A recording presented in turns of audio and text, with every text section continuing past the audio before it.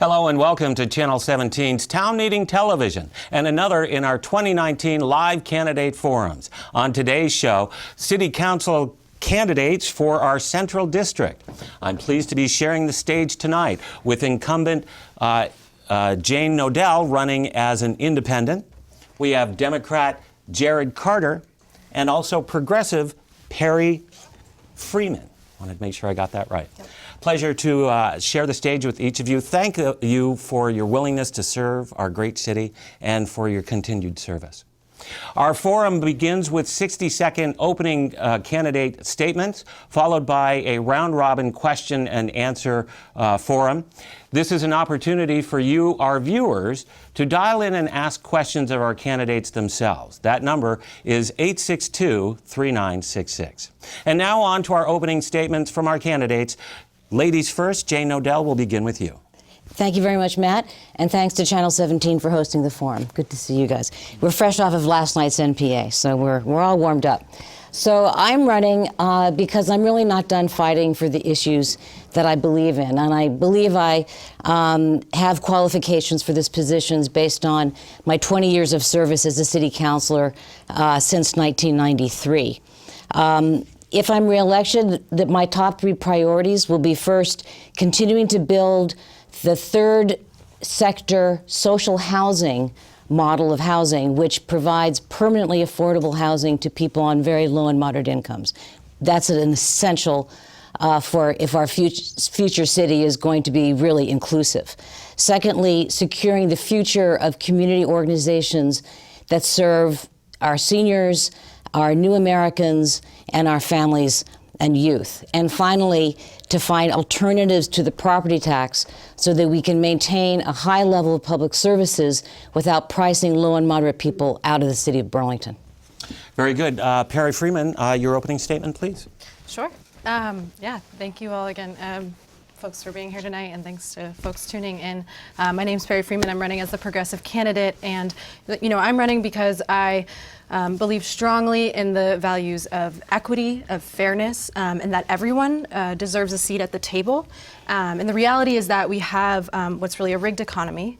We are in the midst of, unfortunately, a global climate crisis, and we have a government that's not really fair or representing the people and their needs. So as a city councilor, I would like to bring urgency and priority to climate action, to fair wages and fair housing, and to what would be, an open, transparent democracy that really acknowledges public process and public input. So I'm excited to be here tonight and to really hear from folks what their needs are and how, I can ensure that their voices and the voices of all our neighbors are represented and heard in City Hall. Very good.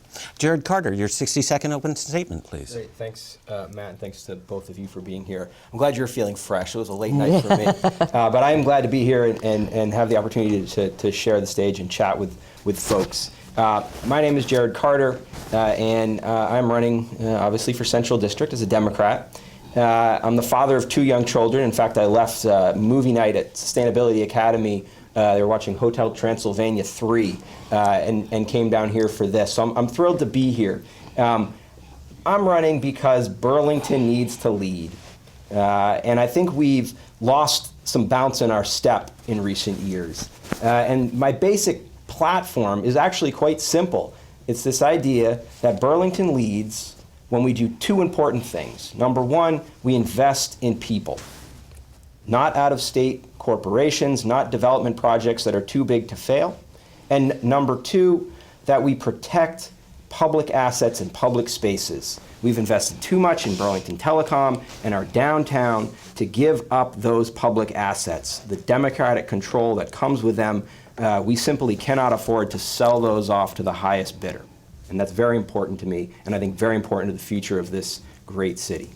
Very good. It's time now to go to our round-robin question and answer period. We've got phone tree lit up. We'll try to get to all our callers' questions. We'll go right now. Caller, you're live on the air with Central District City Council candidates. Do you have a question for our candidates? Hi. My question is about policing. Do you support community policing and foot patrols in the Old North End? Very good.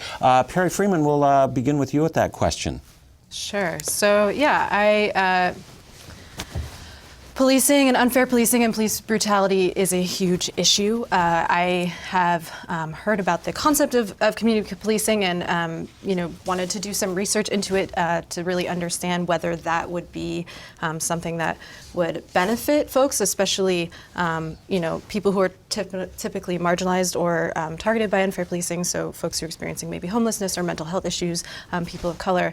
And what I've read and really understood is that it doesn't really reduce unfair policing, practices. And so, as a frontline strategy, I don't think it is an ideal strategy, and potentially as well, foot patrol is not an ideal strategy. So something that I've been interested in is the Citizen Oversight Review Board. I know that there's been some momentum in the city to bring that as a strategy to deal with unfair policing practices, and I think that that's sort of lost momentum. And as a city councilor, I would really like to revisit that and bring urgency to that as a solution.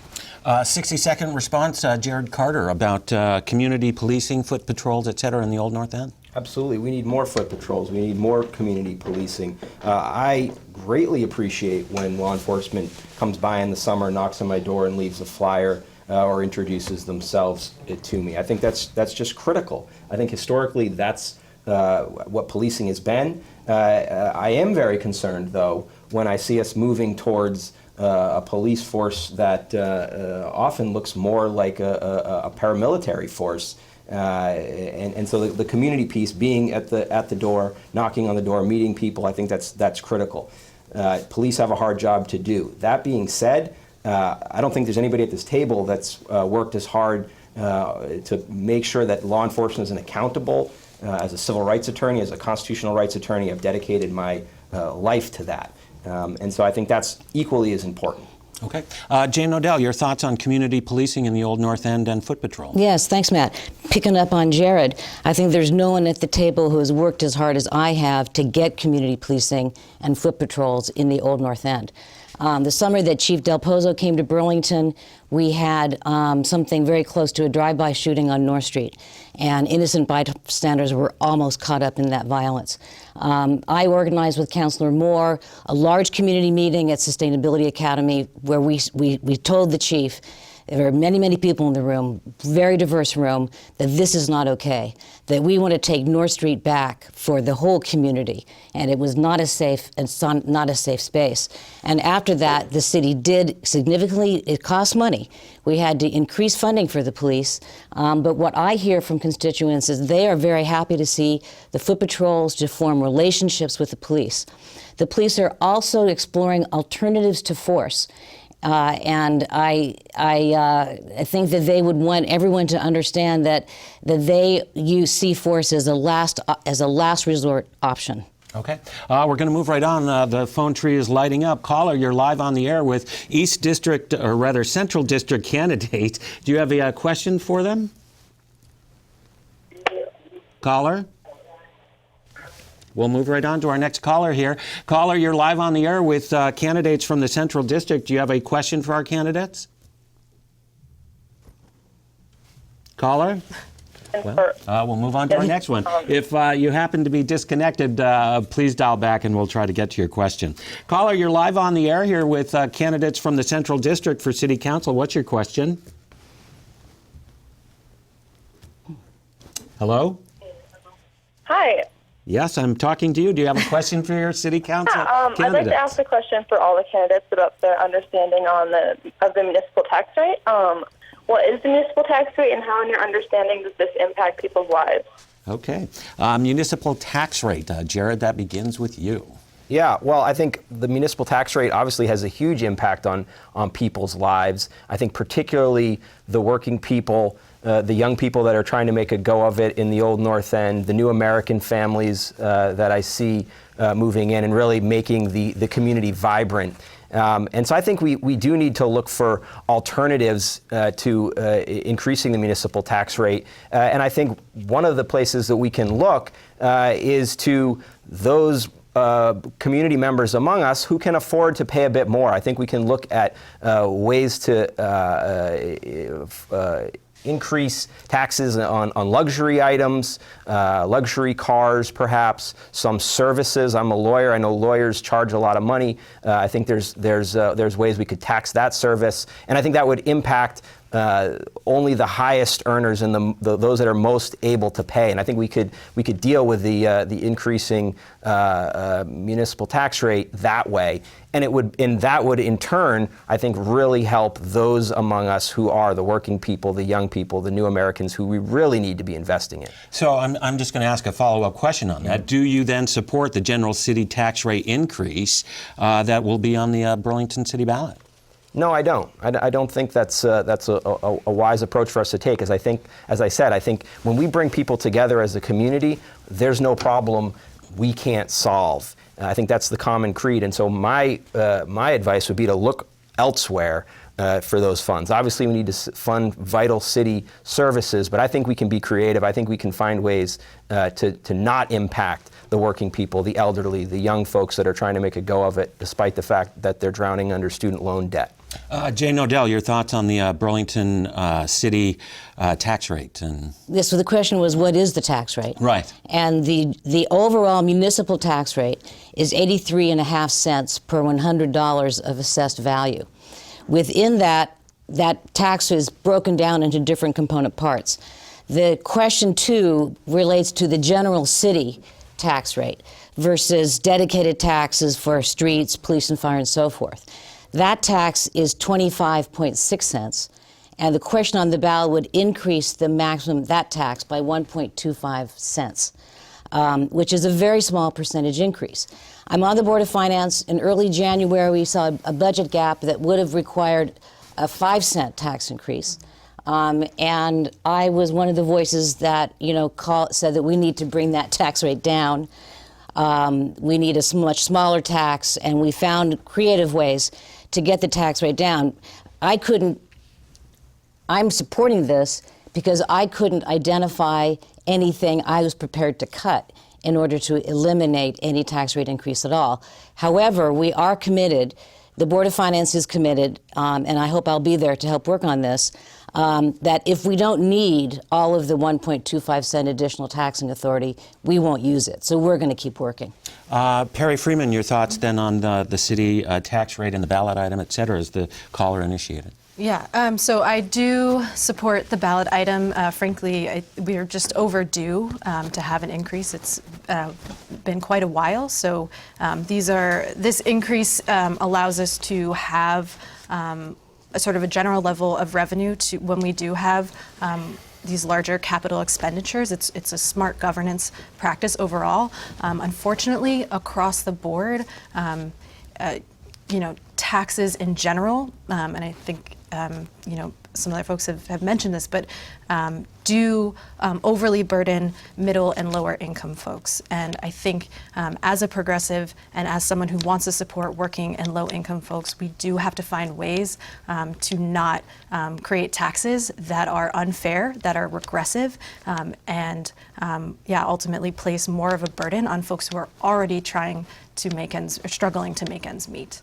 And so as someone who would be building out policy, that would be the lens that I would bring. Very good. We're moving right on to another question from our viewing audience. Caller, you're live on the air with City Council candidates for the East District, or Central District. I don't know why I keep saying East, I apologize. Central District. Do you have a question for our candidates? Hello, I've proposed this question in the past, and I'll propose it again. Recent news broke that a city council candidate has a history of tweeting sexist and violent comments about women. This candidate has not pulled out of the race, and the organization Rights and Democracy and the Progressive Party have not pulled their endorsement. Perri, you received the endorsement of both of these groups as well. What do each of you think about the situation? Perri, I'd like to hear from you first. Thank you very much. Okay. The question was regarding Mohammed Jafar's tweets that were of misogynistic nature in general. Again, just to the caller's question, Mohammed has addressed those comments specifically on his city council race. You are encouraged to go back to the South District race and watch his individual response. But your response to the question, Perri? From Mohammed Jafar, these racist tweets. Absolutely. Yeah, I want to echo misogynist what tweets. I've pretty much already said in public comment in VT Digger, which is that this is immediately a reminder that we need to have, in Vermont, we don't have mandatory affirmative consent laws, and we don't have mandatory consensual sex education and sexual health education in our schools. And so this is an immediate reminder that that policy needs to be on the forefront, either right here in Burlington or across the state. I think with that said, I made a comment that I am also concerned that we do hold men of color to a different standard than we hold white men in this community, and that when it comes to misogyny, and that is a concern that I really feel strongly about. Regardless, the tweets are incredibly misogynistic. Violence and promoting violence against women can absolutely not be tolerated. It is never okay. I've seen this impact my life. Misogyny impacts my life personally, and I would say, every single sort of person in my life as well. So that's. In terms of rights and democracy in the Progressive Party, my understanding is that those groups have not actually met, because those are, they have their steering committees and they have their, rights and democracy, for example, is member-led, volunteer-led. So those groups need to meet to make their decisions, and I'm not part of that decision. So I'll wait to see what they decide. Jane Knodell will bring the question to you regarding Mohammed Jafar's tweets and the impact. Yes, I mean, I'm happy that Mr. Jafar has, taken personal responsibility. I think that's essential. Yes, there is, of course, institutionalized sexism, institutionalized tolerance of violence of all kinds. But that said, I mean, it's still something that one needs to take personal responsibility for, and he has, and I'm sure he will learn from this experience moving forward. I don't really have much to add other than that. Okay. Jared Carter, your thoughts on the comments from the caller regarding the tweets of Mohammed Jafar? Yeah, I think we're not going to solve this problem if we don't call a spade a spade. And what I mean by that is, while certainly we all have made, or I wouldn't speak for the two of you, but I certainly made mistakes when I was younger and said things and did things I probably shouldn't have said or done. And I would never ask somebody to step out of the race. I also don't think RAD and the Progressive Party's decisions to continue to endorse him need to continue, or quite frankly are a reflection of what I believe their values to be. Again, if we're going to deal with this, we have to call a spade a spade. That doesn't mean the voters can't decide, but I don't think these organizations have long histories of what I believe to be supporting anti-misogynistic views and certainly supporting women's rights in the community need to continue to endorse them. And I'm quite surprised that they've simply circled the wagons. We'll move right on. Another question here. We have a viewer dialing in with a question for our Central District candidates to City Council. Viewer, what is your question, please? Hi, my question is for each of the candidates. I'd like to know what your record is on community service. I'd love to hear about the different ways that each of you has supported the people of Central District that you are hoping to represent. Okay. The question was one of community service, and how have you, prior to your candidacy, served your community? And Jared, we'll start with you. Yeah, I have a long history of community service, both as a lawyer and an advocate. I've represented clients almost primarily pro bono in this community in important civil rights cases, challenging the what I believe to be the unconstitutional Church Street No Trespass ordinance. I work right now with the ACLU of Vermont, representing several homeless clients who have been had all of their private property, their tents, their bicycles confiscated when they've had their tents torn down by the city and the city's policies that City Council has adopted. I've fought for small businesses. I've done pro bono work for immigration clients, and I spend time working with legal clinics in the community. Again, all pro bono. So I have a long history of supporting these things, and I think it's made me well aware of the importance of constitutional rights, the importance of civil rights in lifting all of us up. Jane Knodell, your thoughts on serving the community outside of City Council?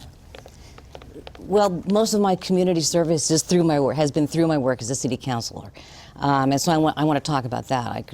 There's a lot of other stuff, but I want to focus on what I really see as the job of a city councilor is to work as a city councilor to improve the lives of his or her constituents, especially people that are underrepresented, that are marginalized, and that are vulnerable. So I want to mention just 3 things very quickly since my last re-election. I've been very active with the Janet Esmont Family Room, which was at the threat of, after it was spun off from the VNA, had to go it alone. I was on the board. I was, I think, a very effective advocate for them within City Hall. Seniors, I'm heading a senior center study committee to keep the Heidelberg Senior Center open and to sustain and enhance senior services and programming for our aging population so that people can age in place and have a vital and engaged life as they age. And finally, dumpsters, dumpster days. I'm going to call myself the dumpster day queen, okay? So I got some funding. We have the city paying for dumpsters. And people in the neighborhood come and they get rid of the couch that's been sitting in their backyard forever. They recycle items, they can deal with hazardous materials and kind of reuse household goods that others no longer want to have. So family room, seniors, and dumpsters. Very good. Perri Freeman, your work in the community. Yeah, absolutely. So one of my biggest joys of the work I've done here in Vermont and in Burlington and in the neighborhood specifically is just all the community organizing that I've done, knocking on thousands of doors and having long conversations with, countless residents and really understanding the issues that they're facing every day. And so beyond that, I've been part of the Neighborhood Planning Assembly for Wards 2 and 3 Steering Committee. That's been just awesome to be a part of, and have also worked with a lot of volunteer organizations throughout the neighborhood, including the Rights and Democracy, the Vermont Workers Center, the Food Shelf, and beyond that, I've worked on a lot of ballot initiatives that I think that the neighborhood strongly supported, like the F-35 ballot initiative, Keep the Park Green.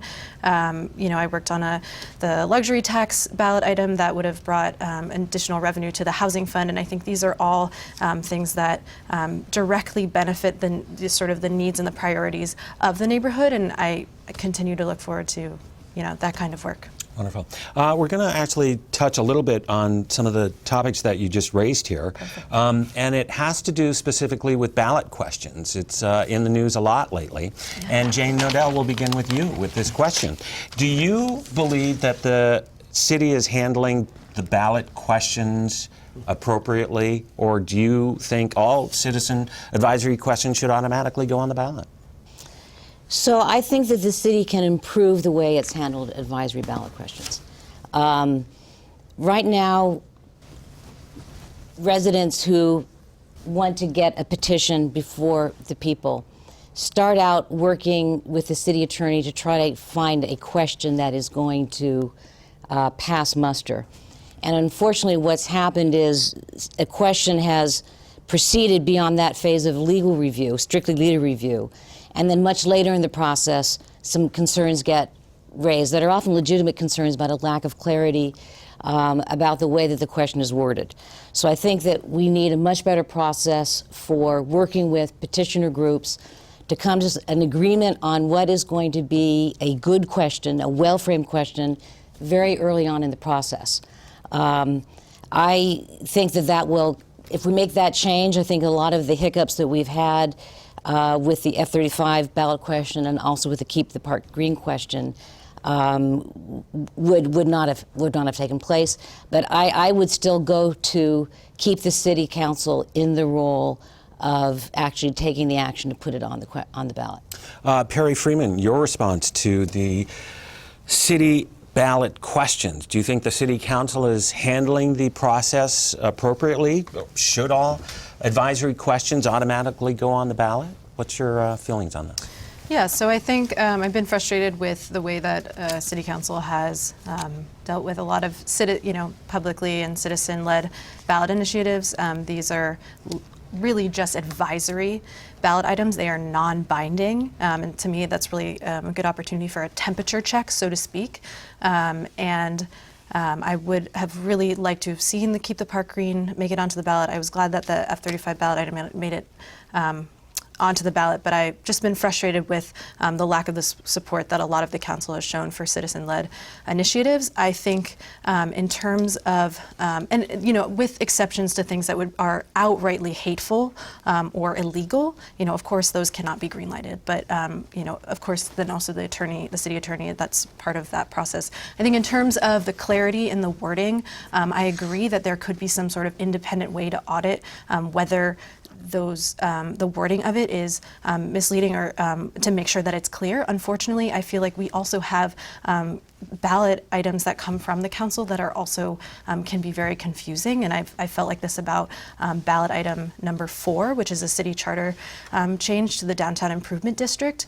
So if we're requiring citizen-led ballot initiatives to be have a standard of clarity in their wording, then I think we need to also consider that for things coming from the council, ballot items coming from the council itself. Good point. Jared Carter, your thoughts on the ballot questioning, and is the city council handling the process, you think, to its best ability, or do you think every advisory question that generates 3,300 signatures should automatically go on the ballot? If the city attorney has signed off on the language, absolutely it should go on the ballot. Our democratic institutions are under attack at the national level. We all recognize that. And we can't, at the city level, at the local level, where democracy is so important, forget that point. The answer to pushing back against anti-democratic notions at the top is not less democracy, it's more democracy. And my second point here as to why I think absolutely ballot questions, if they've cleared the city attorney's check, should be on the ballot, is because they are only advisory. So the city council has no reason to stop them from going on. They're just guideposts. They can change them afterwards. And so I don't think it's anything but a power grab by city council that does real damage to our democratic institutions and demoralizes the citizens. We want more engaged citizens, not less engaged citizens. So I 100% support changing that process so that these can be placed on the ballot if they meet the requirements. And then finally, if a particular ballot measure is has some sort of legal infirmity and it still is passed, that's what the courts are for. If it's unconstitutional, it's struck down. So there's absolutely no excuse for not allowing questions to be put on the ballot that have met all of the requirements. Okay. We're going to move on here. I apologize. We're going to move on. I'll try to fit it in. Okay. In a sense, maybe this question sort of addresses it. This district encompasses an area that a mural is on. It's on a wall in this district, and it has experienced defacement. And the people who have defaced it, or the group that has defaced it or is behind it, says that it is a racist mural. And my question to you is the mural racist? And do you believe the city council has handled the controversy appropriately? Perri Freeman. Oh, me first. You first. Cool. Yes, the city mural, the downtown mural is incredibly racist. It's hard to encompass all the aspects of it that are problematic. To name a few, it just starts at the point of colonization. It has a completely whitewashed version of, it's called Everybody Loves a Parade. It's supposed to be this 400 years of Vermont history, and it's an incredibly whitewashed lens of Vermont history. So yes, it is racist and very problematic. I know the city council has not, unfortunately, handled it well. I believe there were only 3 city councilors that voted to remove it immediately, and that was incredibly disappointing. The conversations around that were incredibly disappointing. The lack of clarity that a lot of the councilors brought to this conversation in terms of the impact that having a racist mural like that right in our downtown, it's incredibly, to think that that's being used as an educational tool, and that we're teaching erasure and racism and white supremacy is just, it's not acceptable for a community like this, especially a community, you know, we have at least, I think, 30% of Burlington high school are students of color. This is just completely unacceptable. So, yeah, and I worked to with Councillor Dang to bring that, remove the mural. Jared, is the mural racist? And did the council handle the controversy appropriately? Yes, the mural is racist, and no, City Council didn't handle it properly. I certainly would have voted to take it down immediately. But I also think there's a missed opportunity here, and I think some are taking advantage of it. I think we have on our hands a real teachable moment. I'm a teacher by training, and I think we have an opportunity to educate, in fact, as a result. And I would say bring our students down to see this mural and talk about the things that Perri was pointing out. Bring our public school students down, bring the university students down, so that we can see what exactly the problem is with this, and let's make this a teachable moment so we can learn from it and improve. It should come down, but while it's up, let's use it to show what a racist past is, and why it's important that we move forward on these issues.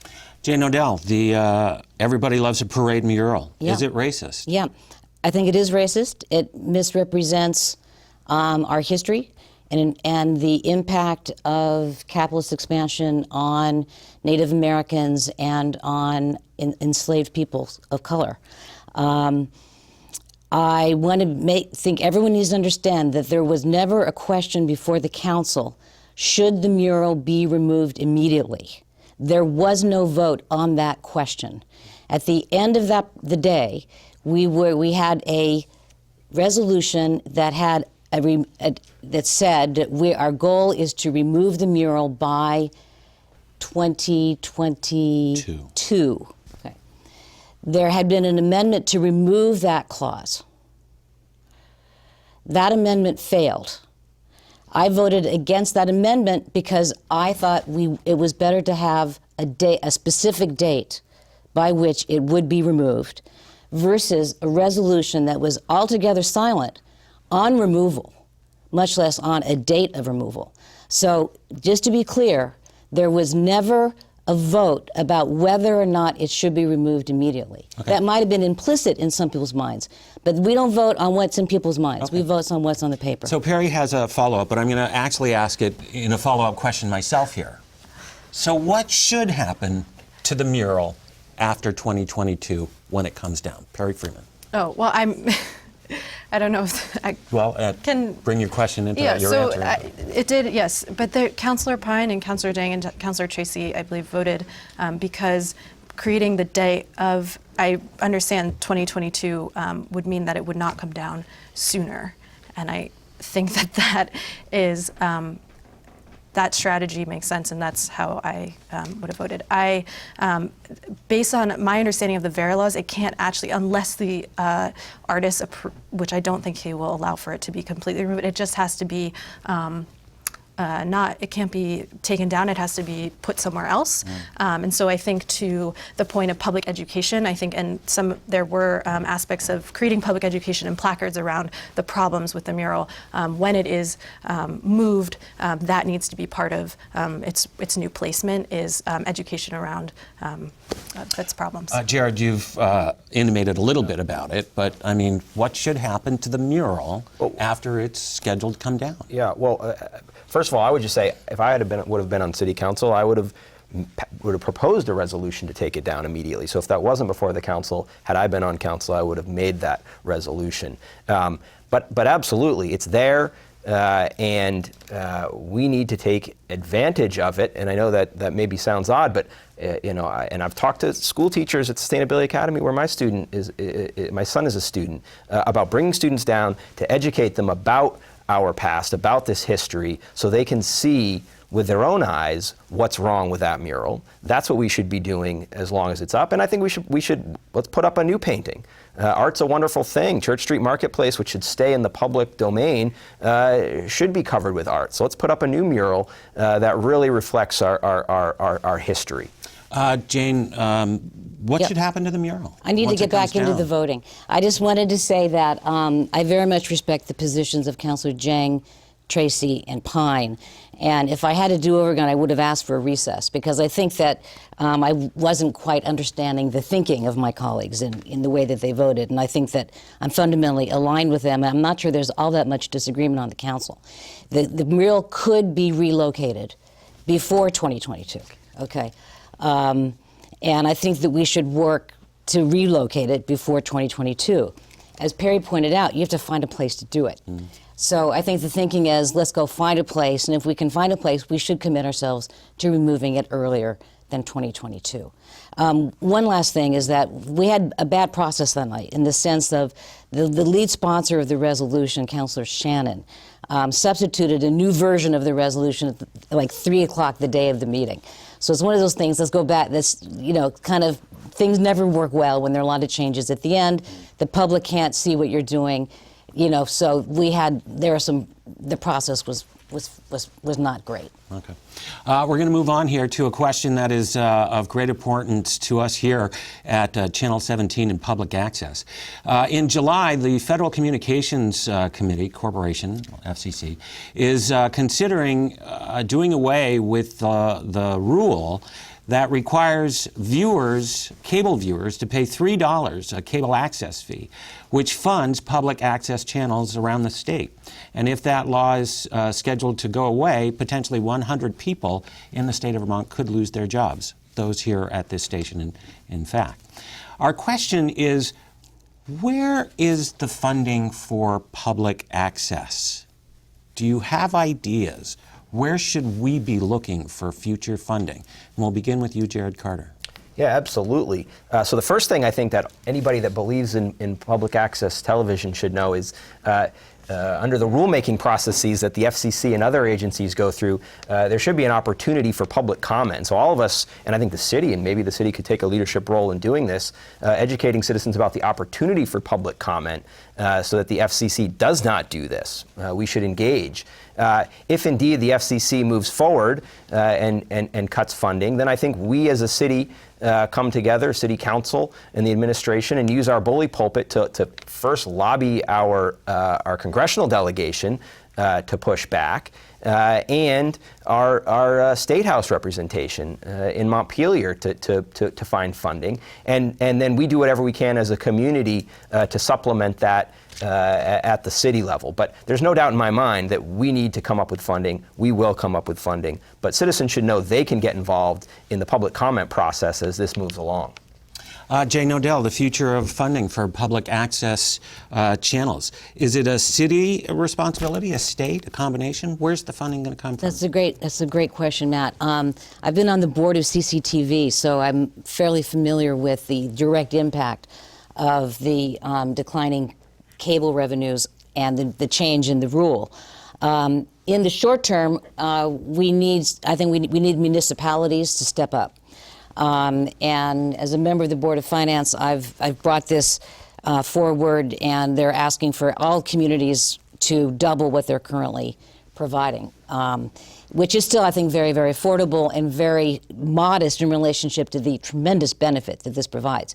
When you think about the fact that the Burlington Free Press no longer reports on the City Council, and there is virtually no way for a citizen to really find out on a Tuesday what the City Council did last night. Now, there's probably more things that the city and the council can do and should be doing just to get that information out. But my point is that the value of public access is all the greater in light of the withdrawal of our daily newspaper from any apparent interest in city government, and they used to be the go-to place for informed, independent, critical coverage, fair and critical coverage. We've lost that. Perri Freeman, your thoughts on public access funding, permanent funding. Where do you think it should come from? Yeah, so I would, I agree with Jared's statement about, being able to continue to lobby, on the congressional level, on the state level, and beyond that, also echoing, it is an invaluable asset. So, if municipalities need to double down, then yes, I agree with that. And if this means an expanded line item in the city budget, then I agree with that as well. It is an invaluable asset, and we just need to support it and make ends meet. Very good. Well, it's time now for our closing statements from our candidates. We have about 5 minutes left, so you're welcome to take about a minute apiece with your closing statements about why you're running for City Council. Jane Knodell, will begin with you. Okay.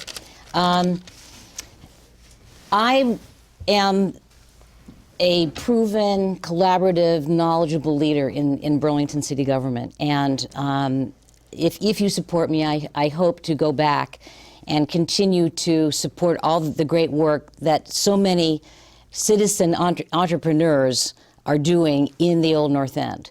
A big role of a city councilor is to help support initiatives that come up from all the engaged citizens of Burlington. Things like the Old North End Arts Center, the Old North End Arts and Business Network, the Ramble, helping and nurturing diverse seniors, Very Merry Theater, the PTOs of our two fabulous magnet schools in Burlington, in Burlington's Old North End, Big Heavy World, all the small businesses that are coming in.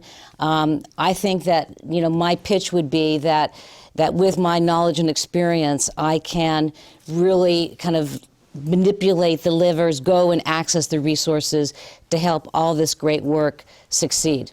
And it's been an honor to serve, and I've appreciated the great dialogue with Jared and Perri. Perri, we'll ask you for your closing statement. Yeah, thank you for this tonight, and thank you both. This has been wonderful. So again, I would like to bring urgency as a city councilor to climate, climate action, to fair wages and fair working conditions, and to an open and transparent democracy. And, in terms of, just to reiterate, climate action, we need to weatherize buildings, we need to revolutionize our transportation sector, we need to, in terms of fair wages, expand, our the livable wage ordinance to all public and private sector workers, and continue to support local unions. We need to, in terms of a fair and transparent democracy, I'd like to see us strengthening our NPAs and increase their ability to allocate funding. I'd like to, as we talked about tonight, support citizen-led ballot initiatives and an overall kind of increase City Hall's outreach right into neighborhoods. And I overall want to bring my skills as a community organizer and as a progressive to bring these issues to the forefront and really create City Hall as a two-way street to hear what residents and constituents in the Central District need and represent them in City Hall. And I look forward to just continuing the conversations that I've had with folks in the neighborhood and learning how to serve in this capacity. Jared Carter, your final closing comments. Yeah, I appreciate being here again for a second night in a row. I guess how I would close is I don't necessarily have a laundry list of things that I promise I'm going to do as a city councilor. I think that's disingenuous, quite frankly. I think what's more important and what the people are really looking for is a vision. We might not agree at the end of the day on every single issue, but what I will say is my vision is one that gets Burlington its mojo back. I think we've lost our way in many respects, and the City Council has been asleep at the wheel while we've lost places like Burlington College, Burlington Telecom. We're talking about privatizing or turning over management of the Church Street Marketplace, Moran, Memorial Auditorium, the list goes on, and it's time to say enough is enough. Let's get back to what made Burlington an exceptional city. Let's get back to investing in people, not holes in the ground, not development projects that are too big to fail. Let's get back to protecting those public assets, those public spaces that are critical to our democracy. So again, we may not agree on every single issue, but I do believe that we share the common creed, which says that if we come together as a community, as neighbors, there is nothing we can't accomplish together. And that's really what motivates me. That's why I'm here tonight, and I appreciate the opportunity to talk with everybody about that. Perri Freeman, Jared Carter, and Jane Knodell, thank you so much for joining us here this evening. It's a pleasure sharing the stage with you. I want to compliment you all for your courage, for being willing to go out and knock on doors, to be here tonight and face the questions of your colleagues, as well as the listener comments as well. We want to thank you very much for dialing in and being part of the conversation. A reminder that Election Day is Tuesday, March 5th, but you can request an early ballot at your town clerk. And join us Tuesday, March 5th for all election night coverage beginning at 7 p.m. right here on Channel 17. For Town Meeting Television, I'm Matt Kelly. Thank you for watching.